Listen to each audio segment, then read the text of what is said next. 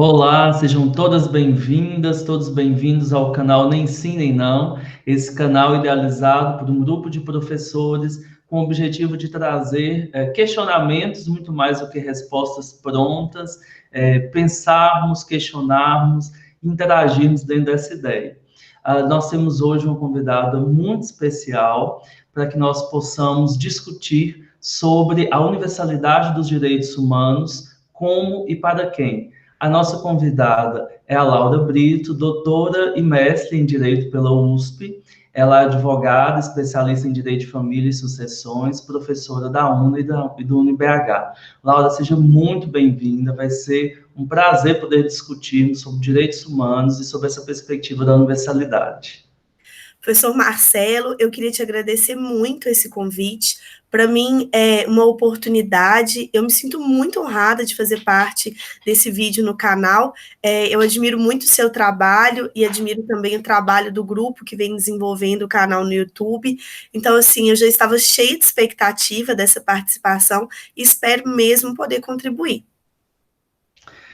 Então, a gente inicia, né, essa conversa contextualizando os direitos humanos na perspectiva da universalidade e exatamente buscando entender em que campo que se insere o nosso debate, a nossa discussão de hoje.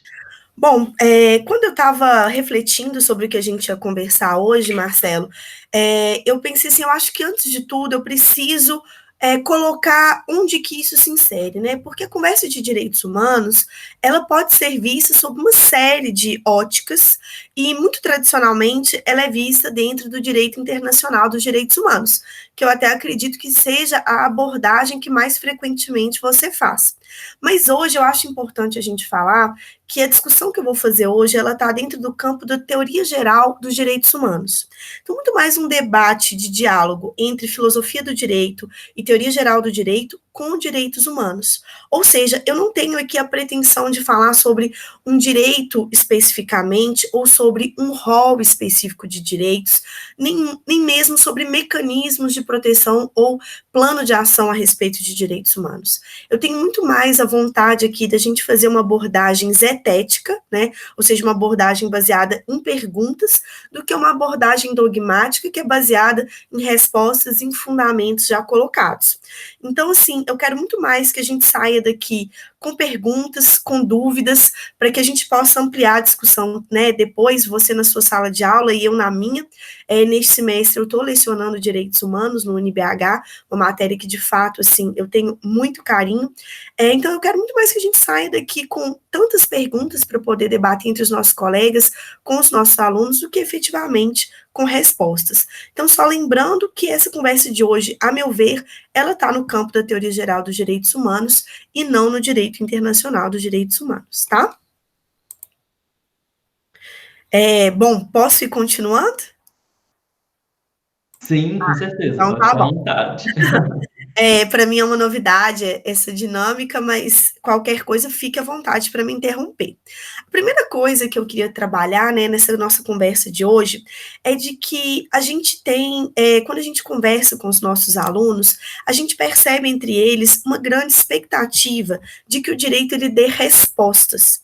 E a verdade é que a gente está sempre na busca de respostas que, a meu ver, não existem. Né? Então, o primeiro ponto que eu queria falar hoje é sobre esse duelo, sobre essa dicotomia entre o caos e o cosmos, né? Sobre a expectativa de que o direito nos dê respostas que não existem.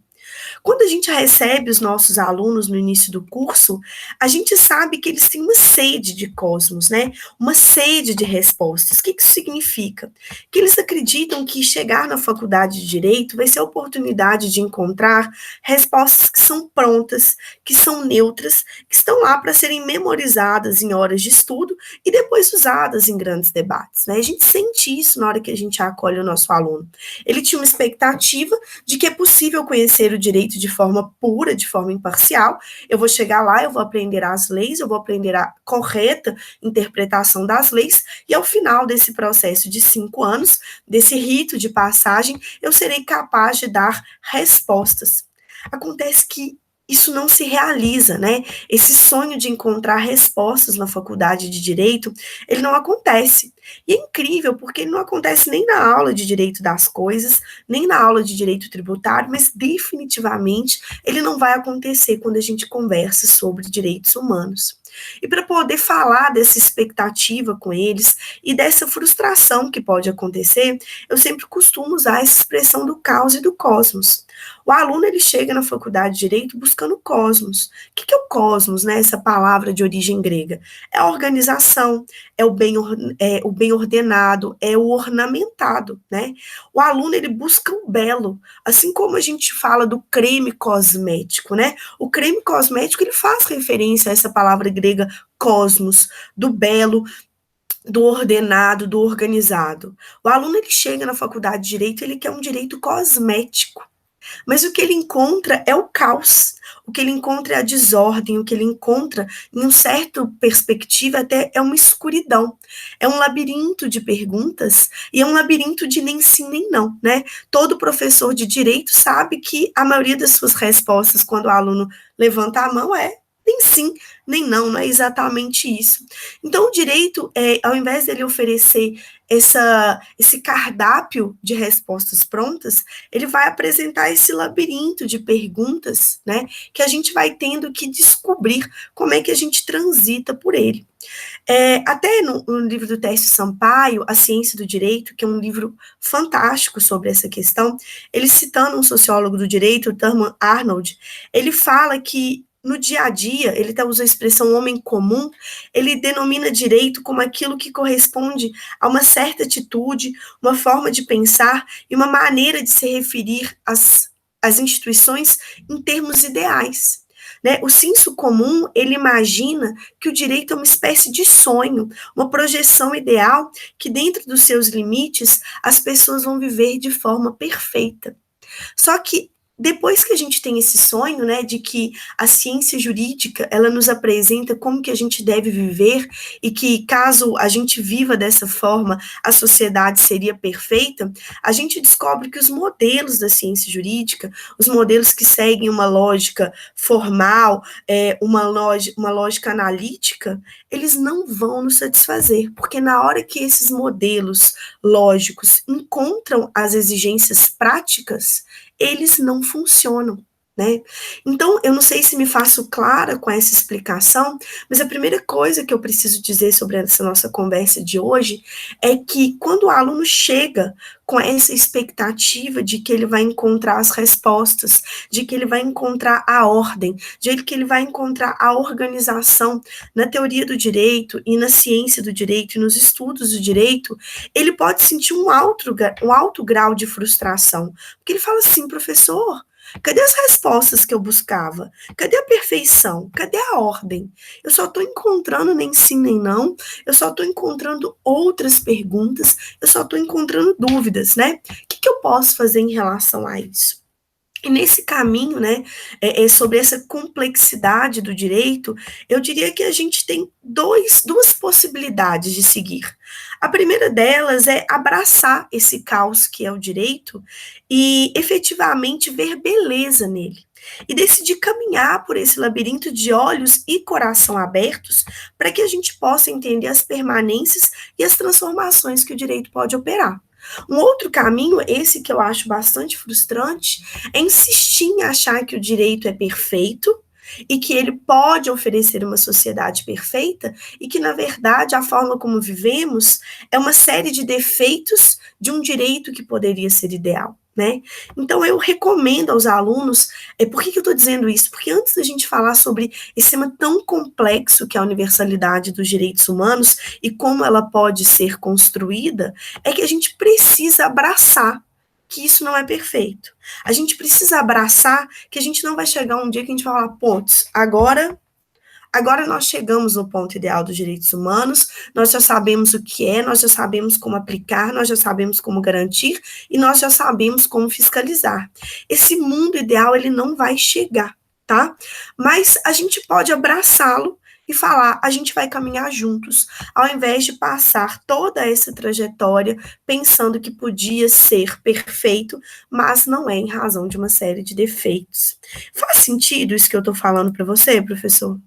Total sentido, e a gente sente muito que o aluno vem numa perspectiva de um sistema cartesiano mesmo, né? Uhum, Ele quer, dentro desse contexto, um sistema que seja cartesiano, binário, né? E acaba não contemplando, nesse sentido, toda a diversidade que os direitos humanos oferecem, né? Que o direito, de uma forma geral, oferece. Então, eu adorei a ideia de abraçar o caos, no sentido de perceber a complexidade das relações humanas e que elas não, essas relações elas não serão ordenadas, né, dentro de uma perspectiva ideal, de uma perspectiva de perfeição nesse sentido. Ao contrário, né, o direito tem que se colocar cada vez mais como um protagonista dessas diversas possibilidades, né, exatamente. então, é bem nesse sentido que eu acho que caminha também um pouco a perspectiva da ideia da universalidade desses direitos humanos, que é uma universalidade não unilateral, né? Uma universalidade que contempla também, que deve contemplar também essa diversidade. E aí eu te pergunto, né? Eu queria começar efetivamente o segundo ponto, que é essa questão da construção de uma universalidade de liberdade e não de colonialidade. Te pergunto, professor Marcelo, se eu fosse sua aluna hoje, direitos humanos são universais? Então, eu diria que nem sim, nem não. Nós temos níveis de universalidade, né? Existe uma Aham. universalidade construída, e ela tem uma dinâmica, né? Ela precisa ter essa dinâmica exatamente para não cair em uma ideia eurocêntrica, uma ideia de colonialismo. Eu diria que essa universalidade tem que passar é, por por uma antropofagia mesmo, né, de cada um dos estados. A gente tem que aprender a adaptar essa lógica da universalidade a cada estado, a cada região, daí a importância também dos sistemas regionais de proteção. Então, eu iria assim, nem sim, nem não, exatamente. Se você me perguntasse, né, e aqui eu acho que eu começo o nosso terceiro ponto da conversa de hoje, né, só para a gente fazer um fio da meada. O primeiro ponto foi de contextualizar, que eu entendo que essa conversa é uma conversa de teoria geral dos direitos humanos. O segundo ponto, né, eu acho que essa questão do caos e do cosmos, da gente ter essa expectativa do direito dar respostas, quando na verdade ele não traz mais perguntas. E o terceiro ponto eu colocaria essa questão da universalidade dos direitos humanos. É preciso quebrar uma noção, né, evolucionista das sociedades, e já vou explicar em que sentido isso. Então, assim, o que essa questão do caos e do cosmos tem a ver com universalidade dos direitos humanos? Eu acho que tudo, porque a gente precisa ressignificar universalidade dos direitos humanos, que é isso que você falou. Aliás, eu amei, né, essa expressão. É preciso, né, a gente fazer um processo de antropofagia dessa expressão da palavra universalidade para os direitos humanos. Então, assim, eu particularmente responderia para os meus alunos mais sim do que não. Direitos humanos são universais. Se a gente pegar tanto em termos de instrumentos, os tratados, né, os instrumentos de direito internacional, quanto a respeito da minha própria convicção, eu acho que os direitos humanos são universais. Mas o que a gente precisa se preocupar quando a gente fala sobre universalidade dos direitos humanos? A gente precisa lembrar que foi a Revolução Francesa, que foi uma revolução burguesa, que nos deu o grande legado da Declaração dos Direitos do Homem e do Cidadão, que é uma referência até hoje quando a gente fala dos marcos históricos dos direitos humanos e dos marcos históricos de generalização dos direitos humanos, né? Lá na Declaração de 1789, a gente já existe essa perspectiva de para todas as pessoas. Acontece que a gente tem que lembrar que essa universalidade, né, dos direitos humanos começa a ser construída lá no final do século XVIII dentro de um contexto de colonização, né, que perdurou até metade do século passado em sucessivas ondas de colonização.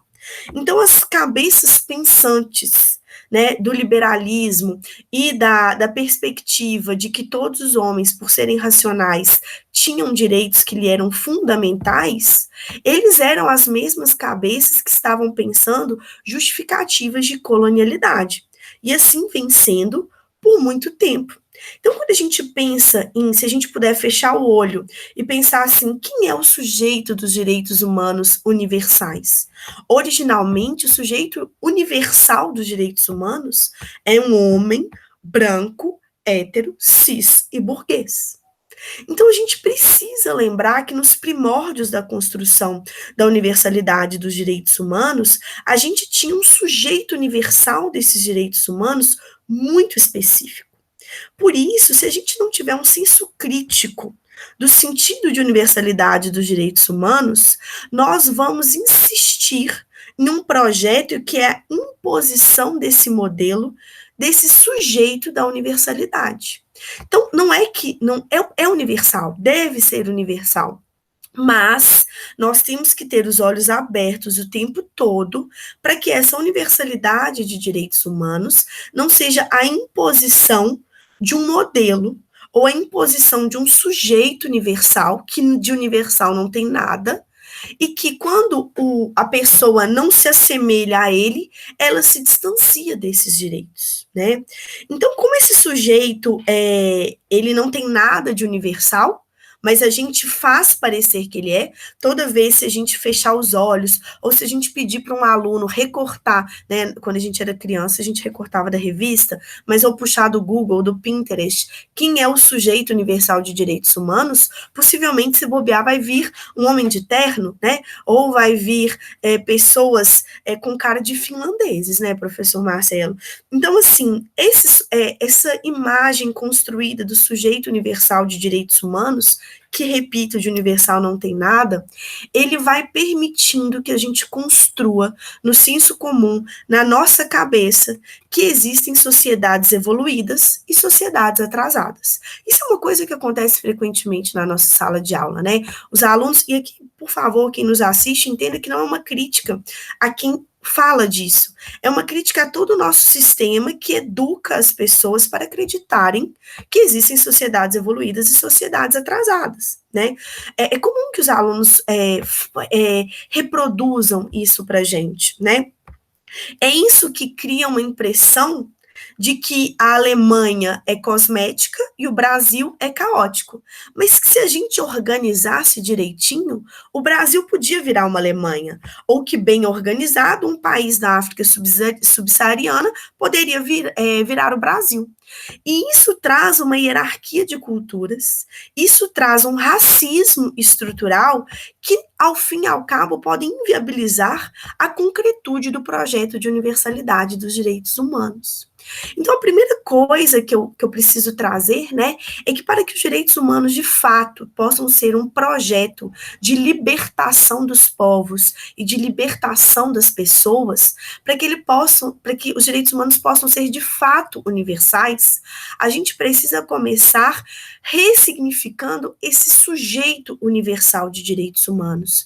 O sujeito universal de direitos humanos não é um sujeito mais evoluído, não é um sujeito branco e louro, e não é necessariamente um sujeito alemão ou um sujeito finlandês. Esse sujeito tem que ter todas as caras, ele tem que ter todas as cores, ele precisa ter todos os gêneros. A gente precisa compreender que a realização da universalidade dos direitos humanos não é um processo de transformação do Brasil na Finlândia.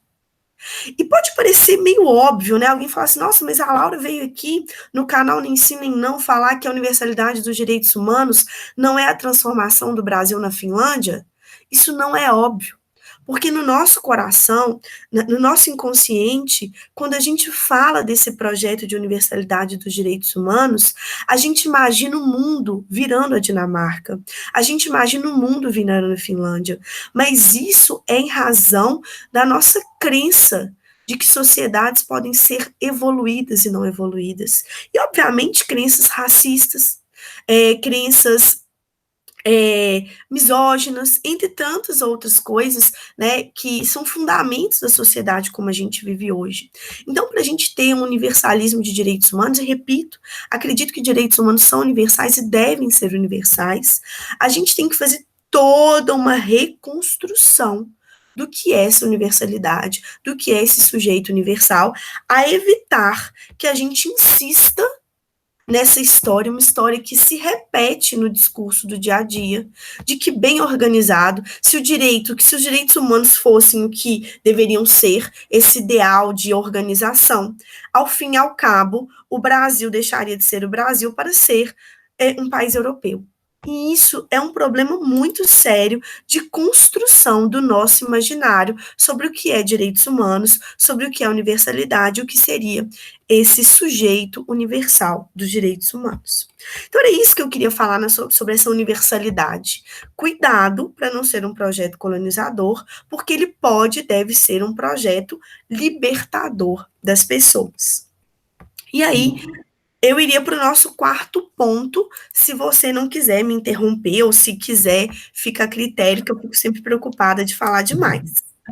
Eu só iria, concordo plenamente e gostaria de dizer que a gente tem que tomar cuidado também para que essa ideia da universalidade não seja um silenciamento, porque muitas vezes ela passa por esse silenciamento e é um contrassenso, né? Se a gente imaginar que minorias, que determinados grupos estariam sendo silenciados em nome de universalidade. Então, esses aspectos das diferenças culturais, as diferenças dos processos de formação de cada estado, eles devem ser levados em consideração, sem sombra de dúvida, e como, então, harmonizar ou como tentar agasalhar essa lógica de uma universalidade dentro de uma convergência de direitos humanos. Seria possível nesse sentido? Eu acho que sim, né? Que é o quarto ponto que eu quero abordar. Mas antes até mesmo de entrar nessa questão, é sempre bom lembrar que em 1948, né? Primeiro eu falei de 1789, falando agora de 1948, né? Que é o ano da Declaração Universal dos Direitos Humanos, de resposta aí dos horrores da Segunda Guerra. Em 48, professor Marcelo, foi o mesmo ano em que o Partido Nacional ascendeu na África do Sul e fez a política de apartheid como política de Estado. Então, o mundo estava falando em declaração universal quando a gente tinha política de apartheid como política de Estado. Na década de 60, os Estados Unidos, que são um símbolo, né, dessa ideia de sociedade evoluída, ainda tinha estados nos Estados Unidos discutindo se pessoas negras podiam frequentar a mesma escola que pessoas brancas. Só para lembrar que na década de 60 a gente ainda tinha uma série de países africanos colônia. Esses povos não estavam participando em nenhuma medida de uma discussão do que é a universalidade dos direitos humanos, né? Eu diria que em termos de marco histórico, em 93, na Convenção de Viena, que a gente vem reafirmar a universalidade, contudo com respeito à diversidade, que a gente já tem uma maior participação dos povos discutindo. E a discussão foi severa. Universalidade como? Universalidade para quem, né? Então, eu gosto muito das discussões prévias da Convenção de Viena, porque isso ficou muito exposto. Mas continuo acreditando que é possível uma universalidade de direitos humanos como um caminho de convergência, né? E aí eu diria, esse caminho se faz ao caminhar. Essa é a complexidade. Não é um caminho que está pronto e a gente vai caminhar nele e chegar num destino. Esse caminho ele será feito ao caminhar. É possível uma convergência de direitos humanos, e para falar disso, né, eu bebo muito das teorias de Mireille Delmas-Marty, que é uma grande estudiosa, uma grande pensadora dos direitos humanos na atualidade. Ela está em franca produção na França, né, e ela cunhou uma expressão em francês, le flou du droit, que a gente traduz como imprecisão do direito, ou vagueza do direito, né, que vai nos ajudar muito a compreender essa questão de que os direitos humanos, eles são uma possibilidade de convergência dos direitos, né, de cada comunidade, de cada cultura, sabendo que nos seus limites, esse limite é borrado, sabe? A gente não está falando de conjuntos de direitos cujos limites são visíveis e exatos. Os limites desses direitos, eles são borrados, de maneira que possam permitir uma aproximação e uma mistura e efetivamente a formação ali de um mosaico, né? Como que isso acontece, essa construção do caminho ao caminhar e essa convergência de direitos? Ela acontece se a gente fizer, obviamente aqui, né, estamos descobrindo isso, né, mas a meu ver, e bebendo, obviamente, das teorias de Mireille Delmas-Marty, a gente vai fazer isso a partir de um triplo processo. O primeiro deles é admitir o múltiplo, que é isso que a gente fez na nossa conversa até agora, né? É admitir e preservar que a diversidade humana é um valor em si. A convergência dos direitos, né, e a construção desse conjunto de direitos humanos universais não pode ser, em nenhuma hipótese, um descarte da diversidade humana. A diversidade humana ela é um valor em si, é como eu disse. Nós não podemos ter como sonho de universalidade dos direitos humanos que todo mundo vire a Finlândia, porque aí a gente mata a humanidade naquilo que a constitui como humanidade, que é a diversidade. A diversidade é um valor em si. A universalização dos direitos humanos não pode colocar em xeque a diversidade humana. Por isso que esse sujeito universal dos direitos humanos também precisa ser diverso. Então, a primeira coisa que a gente faz nesse caminho é: temos que admitir que somos diversos. É admitir o múltiplo. Essa diversidade precisa continuar, essa diversidade precisa ser protegida. Não é para sermos todos iguais. É para podermos todos contribuir igualmente para a construção do mundo, mas não sermos iguais, mas podermos contribuir de forma igual, né? O segundo passo desse caminho é pensar esse múltiplo, tá? Ok, somos múltiplos, a diversidade é importante. E como que a gente reflete sobre ela? Como que a gente pensa essa multiplicidade, essa complexidade, né? A princípio eu penso em duas questões, a questão do espaço e a questão do tempo. Espaço não é somente mais esse espaço físico. A gente não pode pensar mais somente em termos de fronteira, como a fronteira nacional entre um país e outro. A gente tem que pensar em espaços de convergência, espaços de debate, inclusive o espaço cibernético, né, como um espaço hoje de convergência das pessoas, de que os limites para os encontros entre os sistemas jurídicos dos diversos países, e quando eles se encontram, os encontros do que nós temos de concepção de direitos humanos, não é um encontro que se parece com a fronteira, ele não se parece com um muro, como que Trump quer construir entre Estados Unidos e México. Ele é um espaço de convergência, ele é um espaço que tem que ser de diálogo, né? Se a gente constrói muros altos, a gente não consegue falar de universalidade dos direitos humanos, né? Então a gente precisa refletir sobre espaços de convergência. E a segunda questão é que a gente tem que pensar no tempo. E o tempo aqui é a gente entender que cada comunidade, cada povo tem tempos diferentes. O ritmo como as coisas acontecem no Brasil é diferente da velocidade como as coisas acontecem na Finlândia, é diferente como acontece na Austrália, nos Estados Unidos ou nos países da África subsaariana, certo?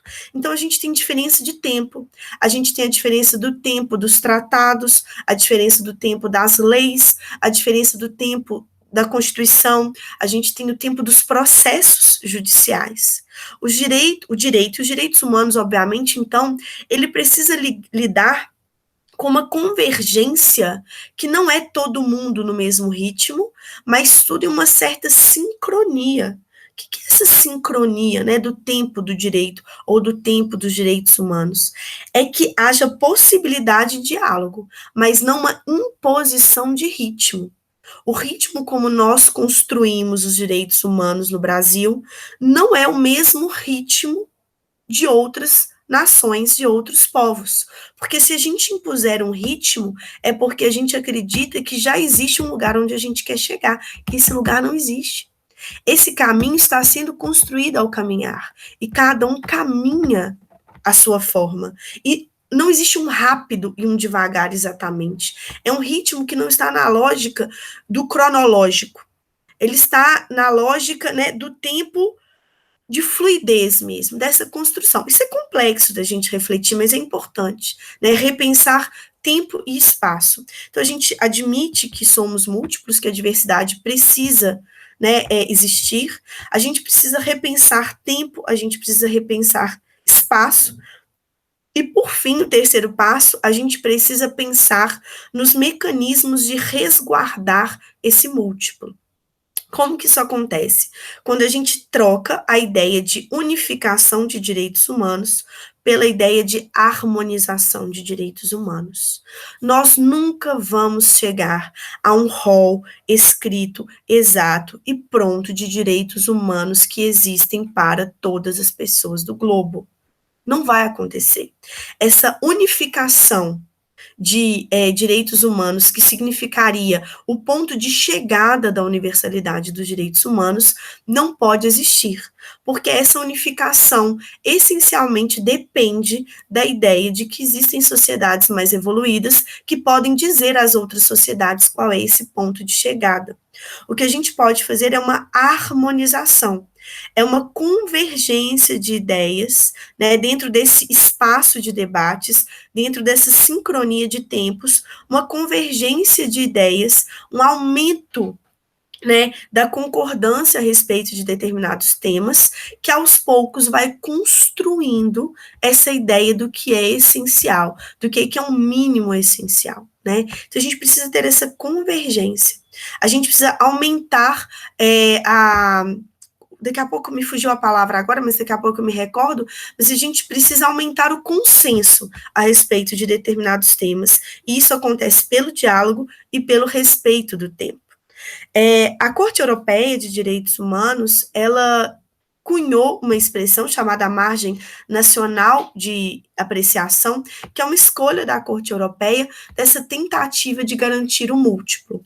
Então, naqueles assuntos em que já há uma grande convergência dos países, a gente coloca, não aqui, a gente já garante que os estados não podem escolher diferente, certo? Agora, naqueles assuntos em que ainda há uma grande divergência, em que ainda há que se resguardar muito o que é da cultura de cada povo, cada estado pode definir como achar melhor, obviamente dentro dos limites dos direitos humanos que já foram declarados, né, dentro da comunidade europeia. Eu não sei se me faço claro, é bastante complexo isso, vou repassar os pontos, mas veja que aqui não tem uma resposta pronta, né? Então, a gente admite o múltiplo, somos diversos e precisamos continuar sendo.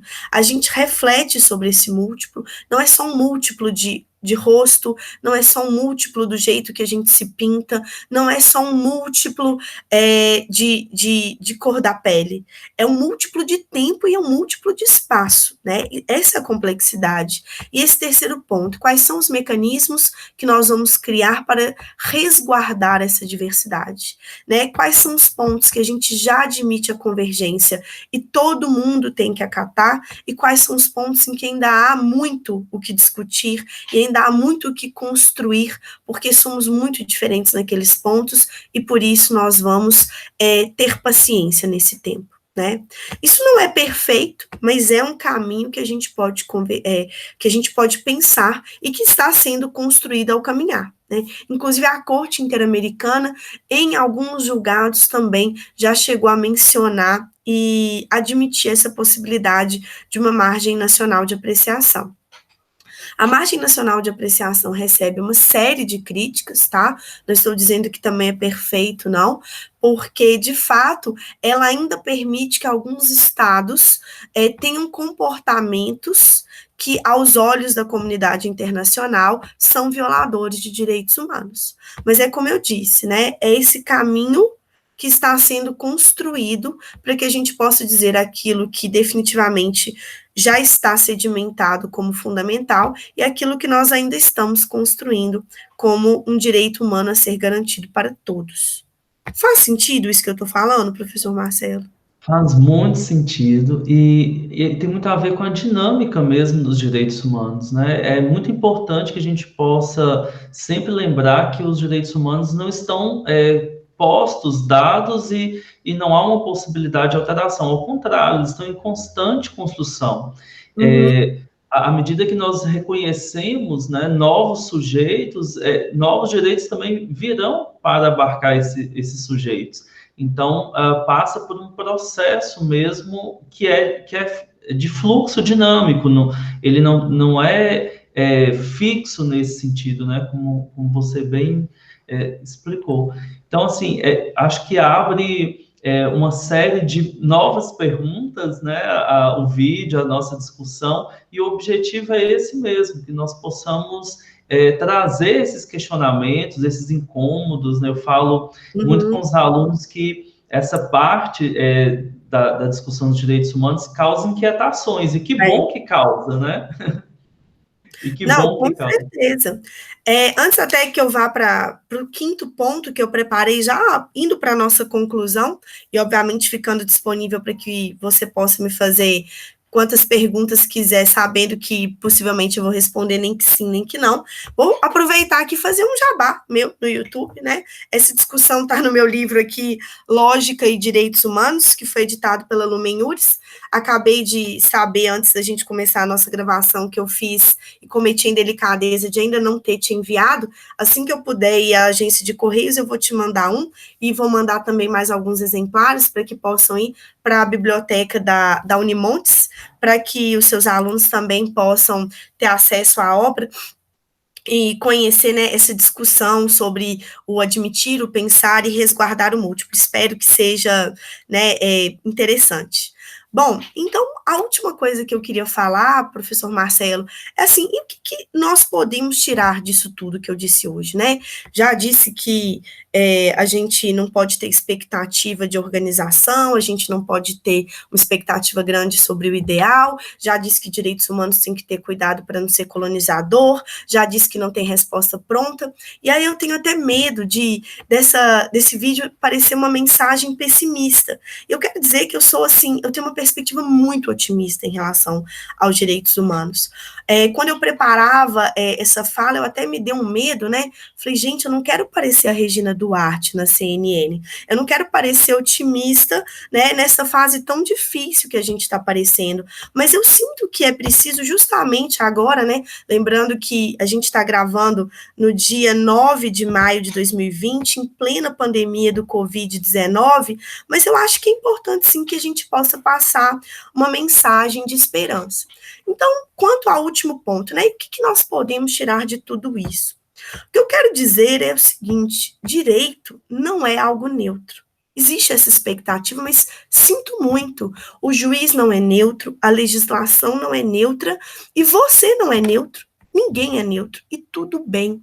A gente precisa lembrar disso, né? Porque as pessoas tendem a achar, não, eu sou capaz de pensar o direito deixando as minhas convicções de lado. Ninguém consegue. Aliás, tem um juiz famoso por aí, né, que achava que podia e a gente viu que não podia. Bom, então ninguém é neutro, tá, gente? Mas a gente pode e deve sim defender os direitos humanos. Eu, inclusive, estou, né, dentre as pessoas que defendem os direitos humanos. Mas a gente tem que saber, quando a gente tanto fala de direitos humanos, ensina direitos humanos e defende direitos humanos, a gente tem que saber o que a gente está fazendo. A gente tem que ter consciência que direitos humanos universais é um projeto ocidental, branco e burguês. Definitivamente, né, os direitos humanos não servem para tirar ninguém da cadeia, até porque nós temos mais de 70 anos da Declaração Universal de Direitos Humanos, e de lá para cá, cada dia mais, as cadeias estão cheias, e não estão cheias de pessoas brancas e burguesas, estão cheias de outras pessoas. Então, por que você está falando isso, né, Laura? Nossa, era uma mensagem de esperança e não está aparecendo. vai ficar. Então, eu quero que as pessoas saibam, né? Esse projeto de direitos humanos, ele é um projeto maravilhoso. Acreditar na universalidade dos direitos humanos é muito importante, mas mesmo assim a gente tem que ter esse olhar crítico sobre esse projeto que a gente está encampando e essa bandeira que a gente está levantando. Dá para pensar um projeto de direitos humanos universais não colonizador? Eu acho que dá, né? E onde que eu acho esse projeto? Dentro de você, nos nossos debates, ouvindo quem não é ocidental, branco e burguês, né? Não porque o que a tradição ocidental construiu seja ruim, não é isso, mas porque nós já escutamos demais. A gente precisa escutar as outras pessoas, a gente precisa escutar no sentido de ler e conhecer quem está falando sobre direitos humanos em todo o globo, né? O que as pessoas estão falando sobre direitos humanos na Ásia? O que as pessoas estão falando de direitos humanos no México? O que as pessoas estão falando, né, de direitos humanos no sul global? Para a gente poder efetivamente pensar nesse projeto de universalidade de direitos humanos. Porque eu acredito que direitos humanos são universais, mas que eles não oferecem nem deve oferecer o padrão que as pessoas querem, de um país ideal, imaginariamente europeu, em que todo mundo tem o olho azul e que isso vai sendo replicado pelo mundo. Né? A vivência dos direitos humanos, ela precisa ser plural. E aqui eu gostaria de fechar essa fala que eu preparei para o canal Nem Sim Nem Não, né, falando que essa vivência dos direitos humanos por todos depende da gente lançar mão das reflexões que Hannah Arendt fez, né, de maneira tão brilhante sobre a esperança e a natalidade. Cada pessoa que nasce é a esperança de um mundo inteiramente diferente. Cada pessoa que nasce pode nos dar um mundo completamente novo, né? Infelizmente, a gente tem precisado falar muito sobre números de mortes, né, nesses últimos tempos, essa coisa que nos traz tanta desolação, mas eu queria falar um pouco de esperança ao final dessa nossa conversa, né? Eu não sei se vocês têm noção, mas a Unicef estima que só no dia 1º de janeiro de 2020 nasceram 392 mil crianças no mundo. Né? Então, só no dia 1º de janeiro de 2020, a gente tem uma expectativa de 392 mil novas possibilidades de um mundo inteiro, né? De uma construção da humanidade, de uma construção da diversidade, e por isso, de uma construção de direitos humanos universais. Nós temos todos os dias, mais ou menos, 300 mil novas chances de um mundo melhor. Então, essa era a mensagem que eu queria trazer de esperança, né, para o canal Nem Sim Nem Não, de que a gente deve amar o mundo e ter esperança de que a gente pode ter um mundo melhor, né? O amor e a esperança são as condições para que a gente possa continuar vivendo e defendendo os direitos humanos. Laura, a gente agradece muito, muito mesmo. Fiquei muito emocionado, inclusive, com a mensagem final. Eu acho que a gente deve sempre acreditar, né? Nunca devemos perder as esperanças em relação ao que nos move. E eu acho que é bem essa mensagem que você deixou para a gente assim, ao final. Agradecer mais uma vez, né, ter aceitado o convite em nome de todos nós do canal, agradecer a riqueza das reflexões que você trouxe e já deixar o convite para outras discussões, para outros momentos aqui, tá bom? Obrigada. Agradecer a todos por nos prestigiarem, né? Se você não é inscrito no canal, se inscreva, deixe o like se você gostou desse vídeo. Um grande abraço e até nosso próximo encontro. Até mais. Tchauzinho.